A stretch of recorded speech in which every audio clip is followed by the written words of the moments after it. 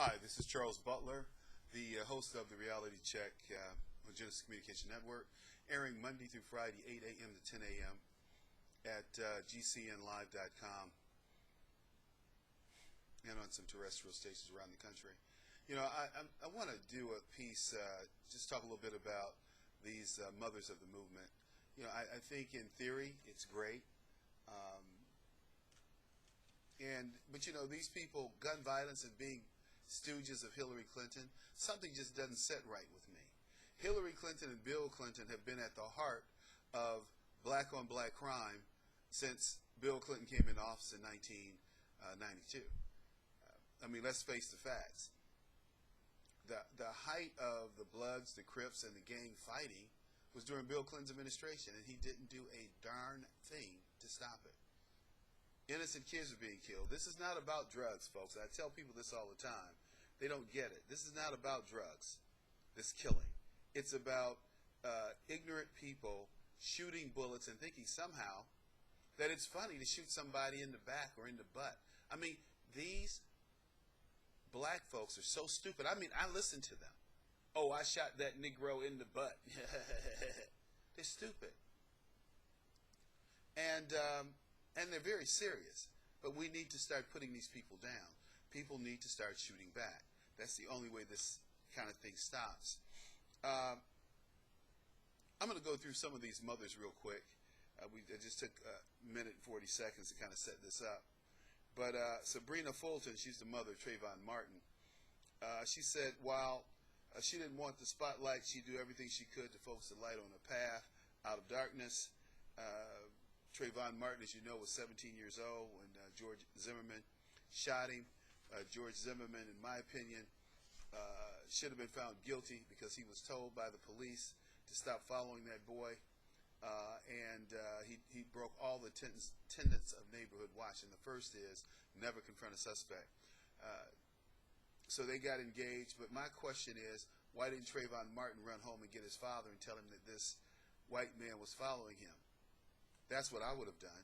That's what I have done in the past. When I was a kid working a paper route in the streets of Pontiac, Michigan, where we had a number of Ku Klux Klansmen running the streets. So don't tell me about surviving on the streets and dealing with white people with guns. I mean, there's some things that you need to do. And they say, oh, well, he just didn't know how to. Please, he was trying to be bad. He needs to stop that. Another mother, Leslie McSpadden, she was the mother of 18-year-old Michael Brown. Michael was a big boy. He was 6'4", about 280, 290 pounds. But his shooter, Officer Mike Wilson, he was a big guy. He was 6'4". He's about 220, 230. Why would he engage this guy? Why didn't they fight? Oh, he reached inside the car. Will we ever know what happened? If you go to my website or you go to my Google page or Twitter page out there, you will see, go to my YouTube. That would be better. Go to my YouTube channel. Charles Butler, I think it's 5'1" or 5'2". Charles Butler 5'2" or 152. One of the two. Look it up. But there is a video of some contractors that are saying, hey man, his hands are up. Stop shooting. Stop shooting. His hands are up. He's given up. But that never came out in the grand jury. Grand juries are a joke. They can be.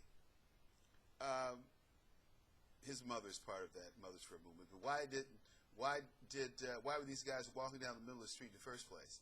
And when the cop told them to move out of the middle of the street, they should have moved. They started talking smack to the cop. Oh, we almost where we going. Yada, yada. Please. Not good. Not good. Show some respect. Show some respect for others. See, this all goes back to these two situations. Black kids not having any respect for themselves or others.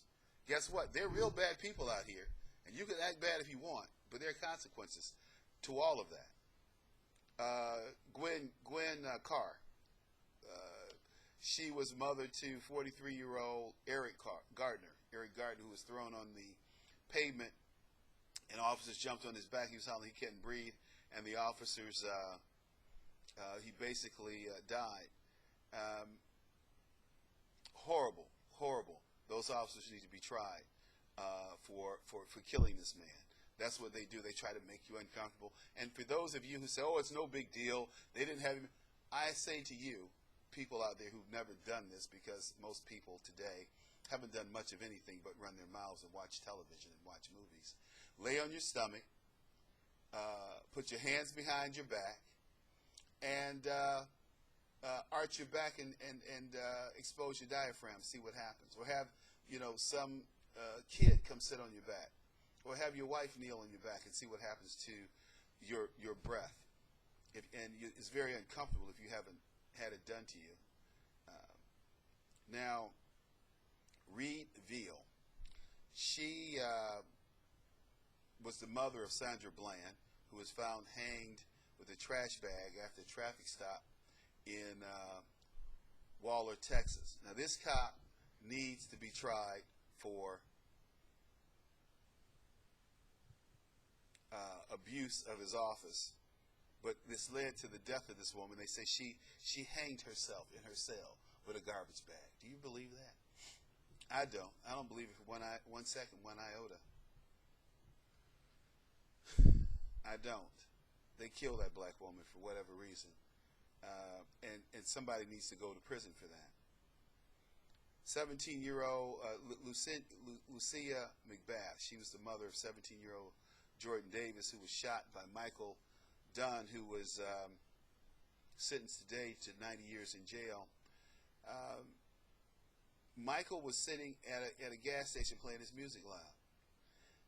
Dunn asked him to turn his music down. Of course, they kids, they cussed him out, called him all kind of names. And he went to his car, got his gun, and he shot him. Was he wrong? Absolutely. Were the kids wrong? Absolutely. Bad situation all the way around. I've been there. I felt like Michael Dunn, but I never would go and pick up a gun and go shoot somebody over playing your music too loud or calling me names. But I certainly would like to get even, which I've done, and I'll tell you that story some other time, but I didn't use a gun. I used a dozen eggs to get even.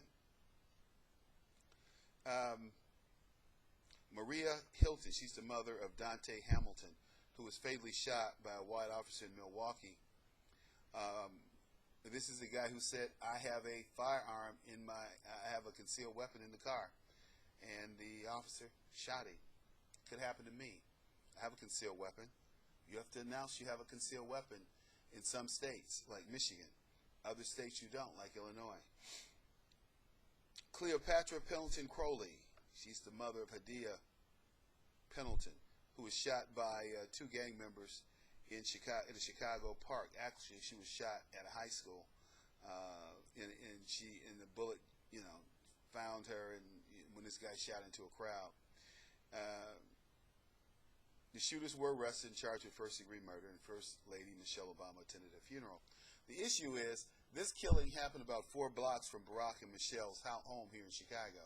There are all kinds of shootings and killings around the Obama's homes. They're not concerned. They're not interested in stopping crime or the crime that's going on here. This is not about gangs. This is about the mentality of these young black people today in guns. Has nothing to do with drugs. Has nothing to do with gangs, really.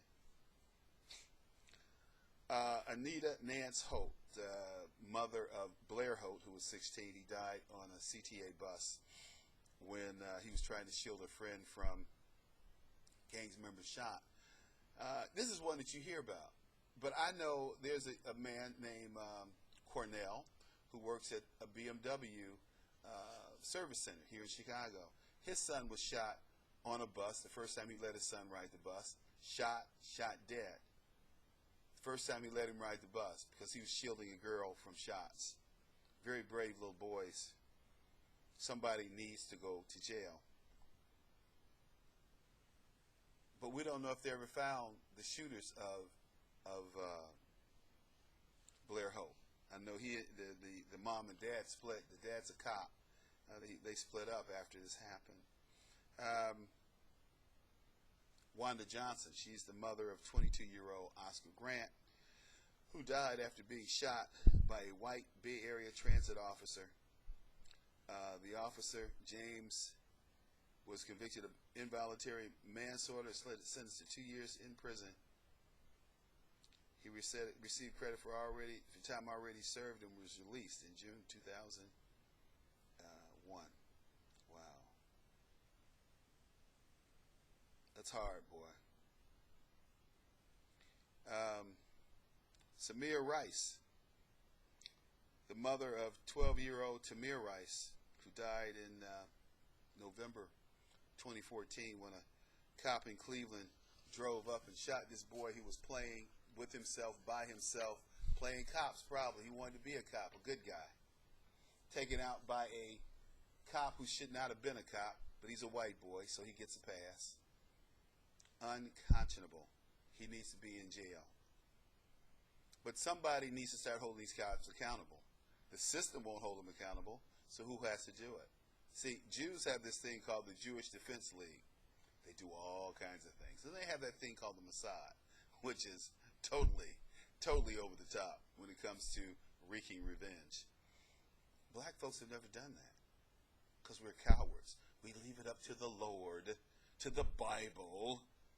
See, black people are brainwashed. That's the problem with most black folks. That's the problem we have, and that's why we have these kind of shootings and killings going on in our community all the time. We don't hold people accountable. We don't hold people to a higher standard of moral and character responsibility. Until we start doing that, these kind of things will continue to happen. They go away temporarily, but they'll be right back. But look, I just want to say this. Thank you for allowing me to speak to you. We've gone about 12 minutes. It's a very long time for me. We only go usually 5 minutes. So I'm going to upload this and hope you get a chance to watch it all. But this killing will not stop until we start making people accountable for their own actions. Treat police with respect. They should treat you with respect. If they don't, deal with it in court. You can't win on the street, folks. We got to get rid of bad cops. That's a must. Or we need to form a group to deal with it. Form a group to deal with wayward cops. That's only my suggestion. Take care. It's Charles Butler, The Reality Check, signing out.